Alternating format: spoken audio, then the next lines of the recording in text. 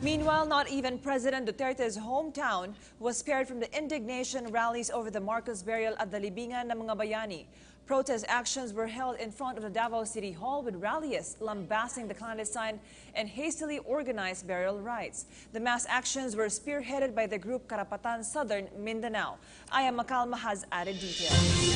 Anger.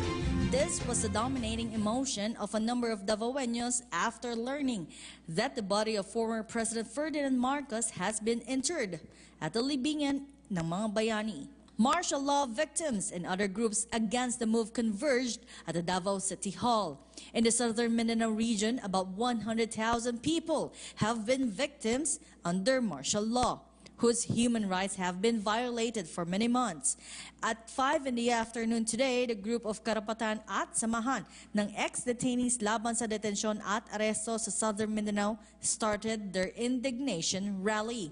Wearing black t-shirts, members of the group made their feelings known over the fact that Marcos was secretly buried. According to Jay Apiag, the group's spokesperson, it was not right that the Marcos family buried the former dictator in the Heroes Cemetery. Ang layon ng aktibiting ito ay maipakita mismo yung galit ng mga mamamayang Pilipino, lalo tigit dito sa Southern Mindanao region, doon sa agarang desisyon na ilibing si dating Presidente Ferdinand Marcos sa libingan ng mga Bayani.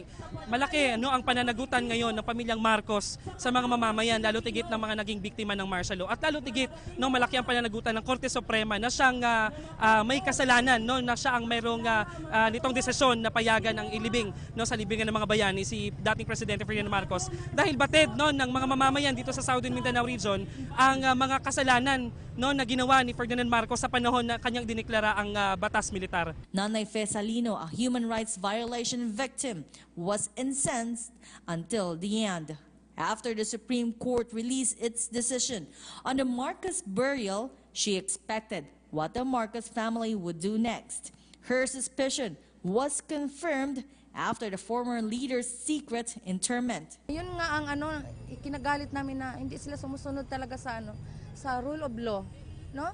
Meron na nga moot and academic na nga, duda na talaga namin na ilibing pa rin talaga yan maski pa maghain kami ng motion for reconsideration sa Supreme Court. The indignation rally at the Davao City Hall only lasted for an hour, but they vowed that this is just the beginning of a series of actions to make noise expressing their opposition. While some people listened to the sentiments of the protesters, others just passed by with indifference.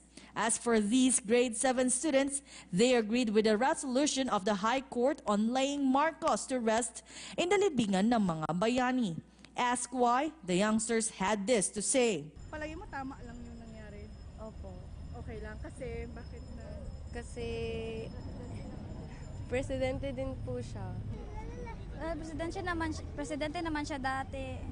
Respetuhin din natin yung ng Korte Suprema. The protest did not hamper traffic in Davao City, and while police and military personnel were visible in the vicinity, the protesters were left alone to go on with their program peacefully. For PTV News, this is Waywaya Macalma, Davao City.